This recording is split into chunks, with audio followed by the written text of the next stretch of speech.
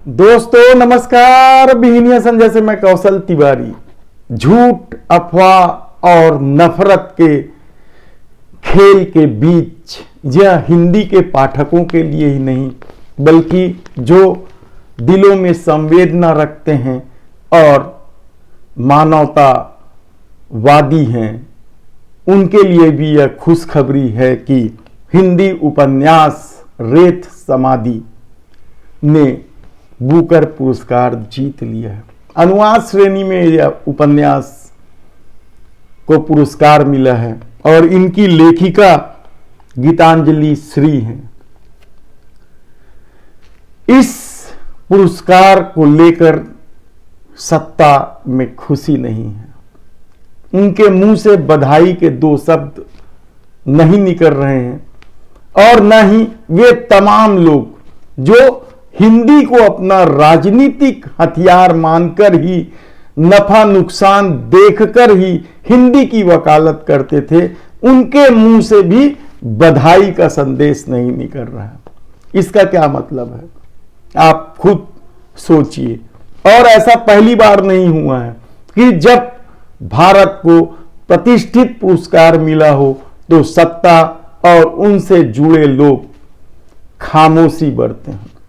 इससे पहले हाल ही में मुक्केबाजी का स्वर्ण पदक जीतने वाली निखत जरीन पर भी खामोशी बरती गई थी। वे कट्टरपंथियों को खुशी नहीं मिली थी और उनके मुंह सील गए थे। तब सवाल यह है कि क्या देश में एक अलग तरह की राजनीति चल रही है जो आने वाले दिनों में भयावह रुख अख्तियार कर सकता है। हम सत्ता की असफलता की बात नहीं कर रहे हैं। सत्ता तो पूरी तरीके से असफल है। मोदी सरकार पूरी तरीके से फेल हो चुकी है। महंगाई, बेरोजगारी, आर्थिक स्थिति, किसी भी क्षेत्र में आप चले जाइए, आप हैरान हो जाएंगे कि सत्ता कर क्या रही है। लेकिन आज हम बात करेंगे छत्तीसगढ़ में भी मानवता के दुश्मनों का पैर फैलाना शुरू हो गया है। केरोसिन का छिड़काव शुरू हो गया है। इसकी शुरुआत कहां से करें? उस वार्ड से जहां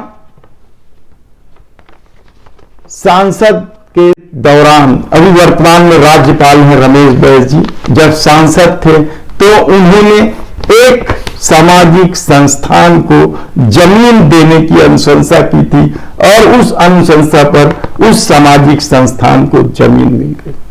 लेकिन वही कट्टरवादी लोग अफवाह उड़ाने लग गए कि उस जमीन पर मस्जिद बनाई जा रही है और ये अफवाह इतनी तेजी से फैलाई गई और इस तरह से विश्वमन किया गया कि भाजपा के ही वार्ड पार्षद सुशीला धीवर को सामने आना पड़ा और सफाई देनी पड़ी कि वहां सिर्फ वृद्धा आश्रम बन रहा है।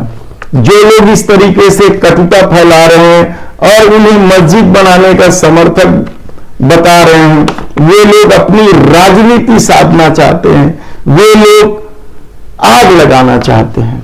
यानी केरोसिन फिर छिड़का जाने लगा है। इससे पहले कवर्धा में भी इस तरह का खेल हो चुका है और अब बालोद गुंडरदेही क्षेत्र में भी इसी तरीके का खेल खेला जा रहा है। सामाजिक झगड़े को धार्मिक रूप देने का जो कोशिश हुआ है वह भी हैरान कर देने वाला है। निश्चित रूप से जो कुछ बालोद गुंडरदेही में हुआ वह मानवता को शर्मसार करने वाला है और सत्ता के लिए चुनौती भी है।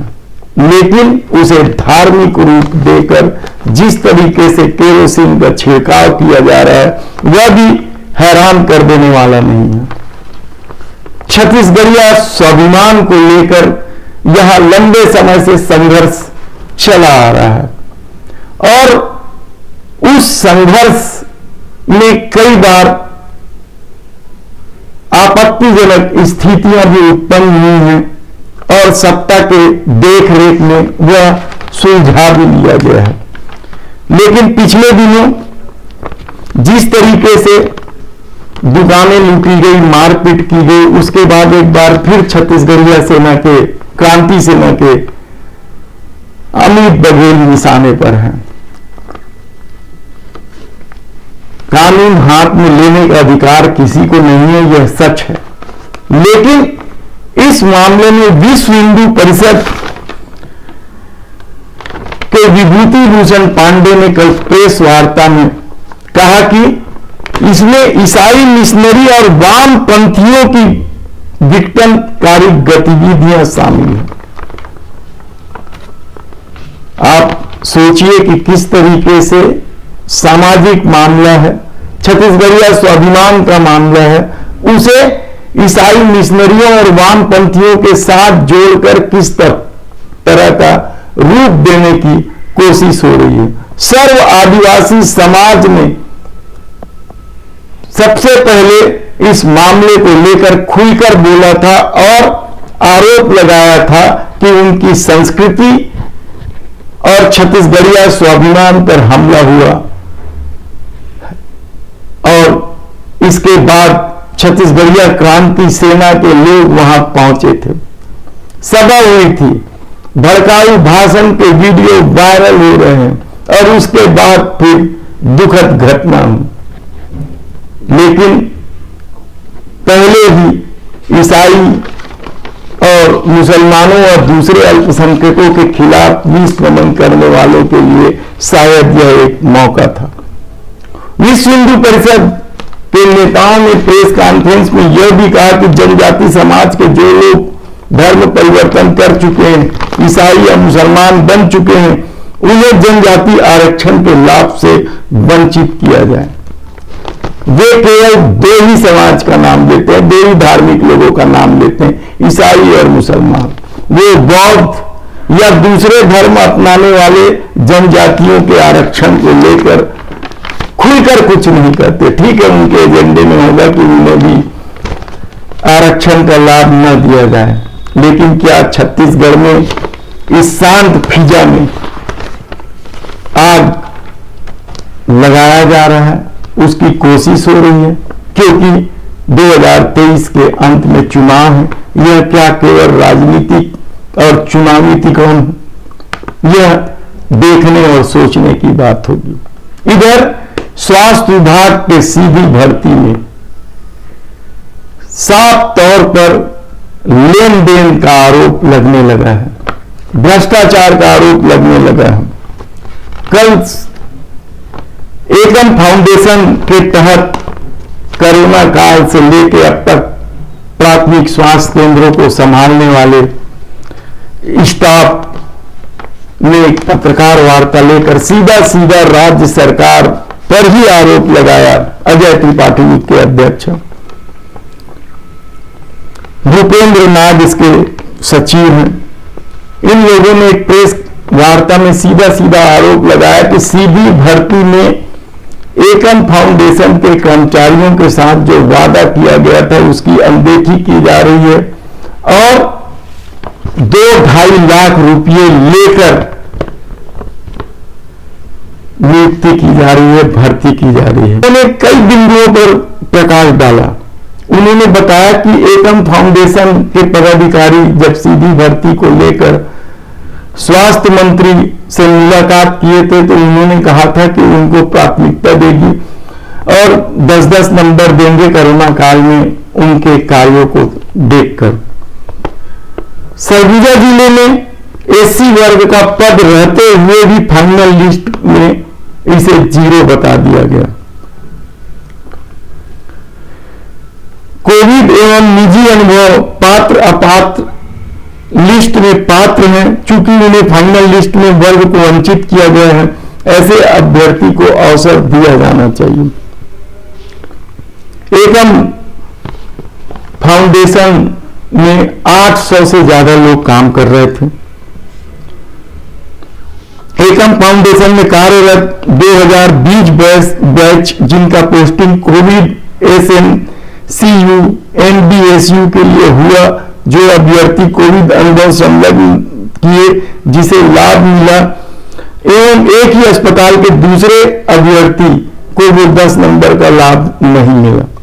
यानी किसी को दे रहे हैं 10 नंबर का लाभ, किसी को नहीं दे रहे हैं। उन्होंने खुलकर प्रेस वार्ता में बताया कि किस तरीके से सीधी भर्ती में न केवल एकम फाउंडेशन के स्टाफ की अवहेलना की जा रही है, बल्कि 2-2.5 लाख रुपए खुलकर मांगे जा रहे हैं। क्या सत्ता इस ओर ध्यान देगी? मुख्यमंत्री भूपेश बघेल क्या इस शिकायत पर कोई कार्रवाई करेंगे? सवाल बहुत से हैं। सवाल तो मनरेगा कर्मचारियों का भी है। उन्होंने कहा कि कोरोना काल के दौरान सरकार ने उनसे जो मांगा वे उस तरह के कार्य किए, और अब जब उनकी बारी है तो सरकार मुंह फेर रही है, और अब तो वो परिवार समेत छोटे बच्चों को लेकर आंदोलन की राह पर निकल पड़े हैं। जिला प्रशासन किस तरीके से उनसे बात करेगी, क्योंकि कमेटी बन गई है और कमेटी की अभी तक बैठक नहीं हुई है एक भी, और शायद यही नाराजगी बढ़ते जा रही है और मनरेगा कर्मचारी लगातार जोश में अब तो परिवार के साथ आंदोलन की राह पर निकल पड़े हैं। इधर दूसरी तरफ छत्तीसगढ़ के मुख्यमंत्री भूपेश बघेल निकल पड़े हैं भेंट मुलाकात में, और इस भेंट मुलाकात में अब तो किसानों ने भी शिकायत करना शुरू कर दिया। हमने पहले ही बताया था कि किस तरीके से कृषि मंत्री के विभाग, रविंद्र चौबे के विभाग में किस तरीके से बीज विकास निगम हो, उप संचालकों की बात हो या हार्टिकल्चर सोसाइटी की बात हो, किसानों को किस तरीके से छला गया।